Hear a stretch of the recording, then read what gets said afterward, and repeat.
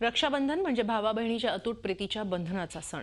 हा सुंदर हळवा सण ठाण्यातील कारागृहात अनोख्या पद्धतीने साजरा करण्यात आला। कारागृहात एकत्र शिक्षा भोगत असलेल्या भावा बहिणींनी हा सण एका छोटेखानी कार्यक्रमात साजरा केला।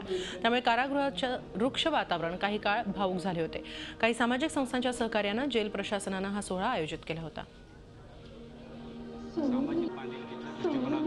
आपल्या बंदी बांधवांना त्यांची सख्खी बहीण या ठिकाणी राखी बांधायला येऊ शकत नाही, त्या भावनेतून या बंद्यांना त्याची उणीव जाणीव होऊ नये यासाठी आपण सख्याच बहिणी आहोत या भावनेतून त्या येऊन त्यांनी सगळ्या बंद्यांना राख्या बांधल्या।